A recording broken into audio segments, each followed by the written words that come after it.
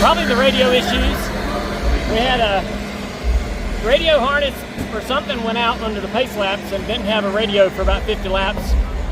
Swapped out the earplugs, still didn't work. Swapped out the helmet, still didn't work. So probably ran about 100, 120 laps without really much communication with TJ. And finally they stuck a radio with a short harness in it and a button I could clip to my chest. And I could hear them and talk back under caution. But it worked out, and we didn't lose any lap or anything, so just as frustrating as that is, it was important not to give up and lose a lap or anything, and try to salvage what we could, because we had a top 10, top 5 car, and I'm glad we were able to get a good result. With those issues, you couldn't hear TJ up there. How was that driving the car without a spotter, essentially? Well, I've been around here enough. I kind of knew where I needed to be, and I kind of could tell where I was going to be clear and not clear, and err on the conservative side. But I was in the back, so it was kind of easier doing it there. If I'd been on a restart, lining up in the front 3 or 4 rows, that'd have been tough. But it is what it is. I mean, spotters are so important, very helpful, and I was missing TJ there for a while, but we got it sorted out. Was there a moment during this race where you just go, can't we get through a race without some sort of wacky issue? Yeah, when you don't run every week, you're going to have these kind of things happen. This car only runs when I drive it. Maybe they need to go race it more and try to work the bugs out. But you just got to kind of remain calm. Everybody's here to help you. No reason to bitch at anybody or raise hell at your pit crew or your crew chief. They're all there to want to fix it. They're the ones that are going to help you fix it. So try to stay calm and try again to get a good result. What did you need to get Ryan?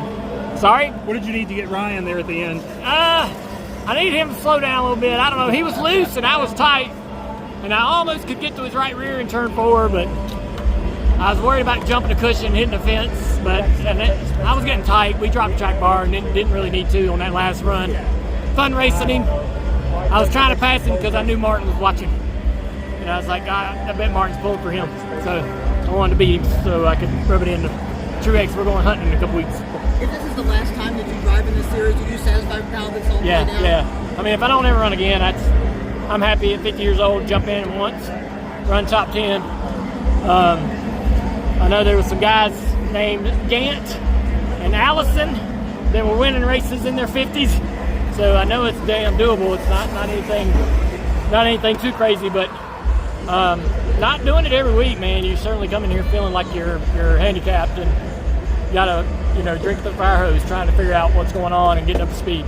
Did you have enough fun tonight to potentially warrant a 2026? I loved every lap. Yeah, I loved every lap. It was great. I mean, I got everything I wanted out of this, and I'll miss it next year. I'm certain I'll probably sign up somewhere else. Trying not to already start thinking about where would I run, where do I want to run. But I definitely do want to take next year off, focus on my broadcasting, get my boots on, and get back to work there, make sure I'm doing a good job with that. That's my priority, right? And that and my family.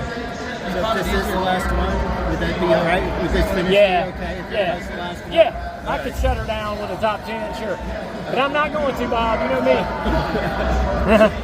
What did Ryan and Shane tell you when you got out of the car? Well, I just told Shane before the race, I said, man, I'm really looking forward to racing you out there. And we talked about the track. And I went to Marcus Ambrose lined me up with Crusher and those guys in Australia. And Paul Morris. And I went to Australia about 20 years ago for a week, maybe 2 weeks. Had a blast. Loved it. Big supercar fan from decades ago. And didn't go to New Zealand, and I want to. And I told him, I said, man, if I go to New Zealand, I want to stay at your place. Show me around. He's like, heck yeah. So he's a good dude. All those people over there, man, they're just amazing. Their whole outlook on life, New Zealanders and Australians, man, they got a really cool approach to living, man, and I really love it, and hope to take Amy back and the kids one day. You still plan on having that beer with Riley Nurse? Hell yeah, where's he at? Yeah, I was trying to pass him, and I know he's racing. It's fine. I wasn't mad that he raced me too hard, but then he kind of pulled over, and I ran around his outside. I'm like, what was that about? Like, just, you let me go, you not let me go? Yeah, how much? Sorry. It's all good. Could you have done the full race without your glasses? Oh, I did. I took them off. Okay. Yeah, I can see you great. I just can't see the dash, can't read like the little numbers. So they're like, how hot it is. I'm like, it's 200 and something. But I can see out the windshield just fine. I just, I'm the same as you right here, buddy. You know what I'm saying? How much are you going to give the guys back in the shop for running over No. Sawzalls back at No off pit problem. road? We got a bunch of you sawzalls upstairs. We'll be fine.